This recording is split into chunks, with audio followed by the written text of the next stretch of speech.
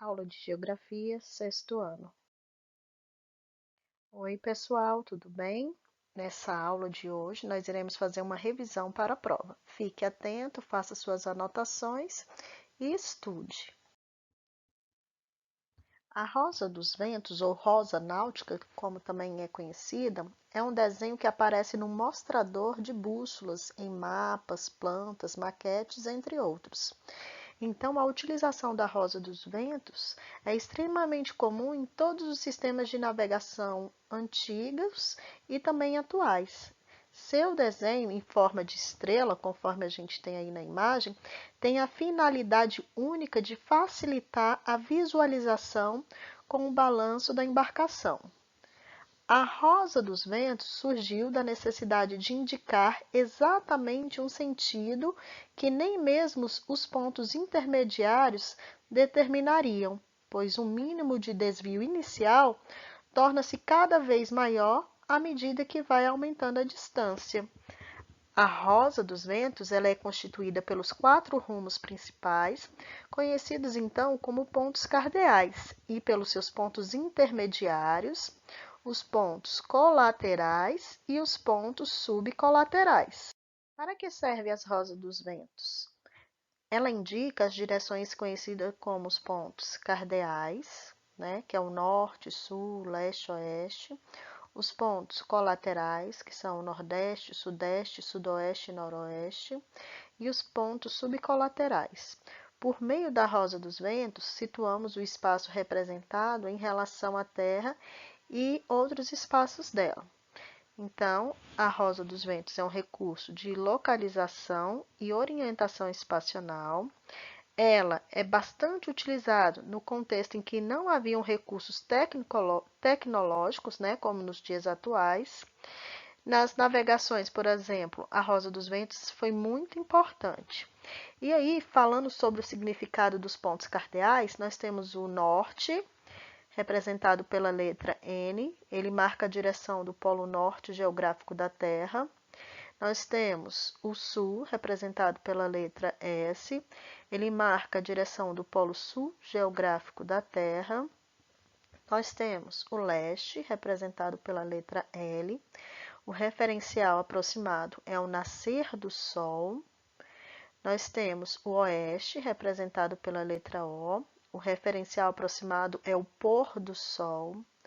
Já os pontos colaterais, nós temos o NO, entre o oeste e o norte, ao ponto colateral noroeste. Temos o SE, que é entre o oeste e o sul, ao ponto colateral sudoeste. O SE, entre o leste e o sul, ao ponto colateral sudeste. O NE, entre o leste e o norte, ao ponto colateral nordeste.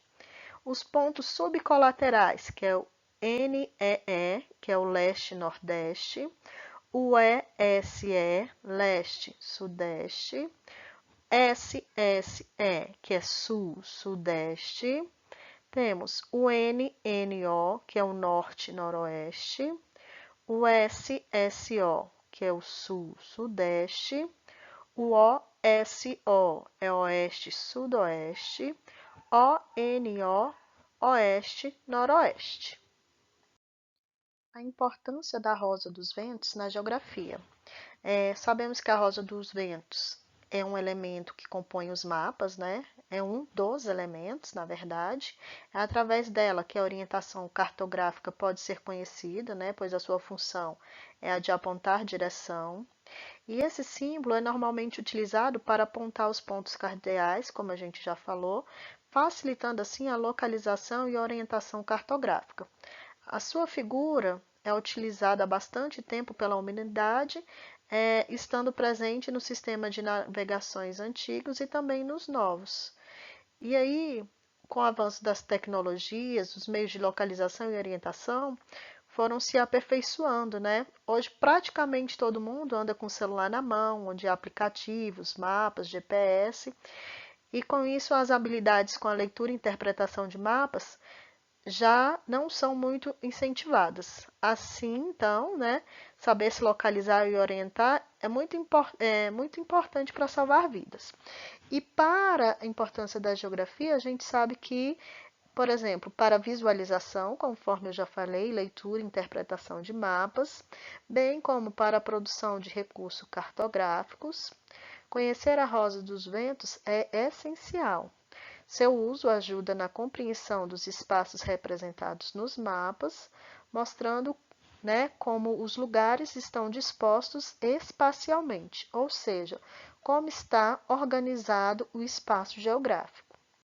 Como usar uma rosa dos ventos? Então, há duas situações básicas para a utilização da rosa dos ventos. Uma é nos mapas e a outra é em situações cotidianas, né? Para a utilização da rosa dos ventos em mapas, basta observar o símbolo representado sobre o mapa. Ele poderá aparecer de várias formas, como uma rosa dos ventos clássica com pontos cardeais, podendo ter ainda os colaterais e subcolaterais. Poderá também aparecer indicando apenas uma única direção, geralmente o N, o do norte. Vamos falar um pouquinho sobre as coordenadas geográficas. As coordenadas geográficas, elas são um sistema de mapeamento global utilizado pela cartografia e é baseado em linhas imaginárias, né? Ou seja, riscas sobre a superfície terrestre e alinhadas ao eixo de rotação do planeta. Então, as coordenadas geográficas servem para descrevermos a localização de qualquer ponto da superfície terrestre. Conforme eu mencionei, as coordenadas geográficas vão então formar um sistema de localização que vai se estruturar através das linhas imaginárias, né? Que são traçadas paralelamente entre si, nos sentidos norte-sul e leste-oeste. Elas são medidas em graus. Com a combinação dessas linhas, cria-se então endereços específicos para cada ponto do mundo, permitindo assim a identificação precisa. O que são mapas, né? Um mapa é uma representação visual de uma região. São geralmente representações bidimensionais, né, de um espaço tridimensional. E a ciência da concepção e fabricação de mapas chama-se cartografia. Os mapas, eles são expressão de necessidade humana de conhecer e representar o seu espaço. Então, os mapas eles são elaborados para mostrar determinados aspectos do nosso planeta e de determinadas regiões. Eles são muito importantes na orientação e entendimento de diversos aspectos físicos, econômicos, sociais e culturais. O mapa, ele não é simplesmente uma imagem colorida, né? Ele é a representação de um lugar com dados codificados para passar informações sobre ele.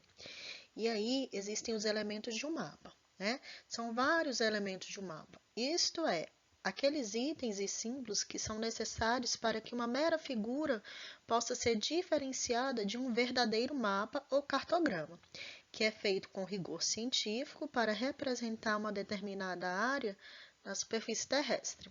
Em geral, os mapas eles costumam apresentar as seguintes composições, que são o título, orientação, legenda, escala e projeção cartográfica. O título ele é um indicador do tema retratado, ou seja, ele vai revelar o assunto do mapa. A legenda são os significados dos símbolos existentes nos mapas. Esses símbolos podem apresentar-se em forma de cores, ícones, pontos, linhas, entre outros. Então, ela vai decodificar todos os símbolos utilizados. A escala, ela vai indicar a relação matemática entre o espaço real e a representação desse espaço no mapa. Então, ela informa a relação entre o tamanho do espaço real e a redução feita para representá-lo. A orientação, ela mostra a direção e a localização por meio da rosa dos ventos ou de um ícone que indica o norte.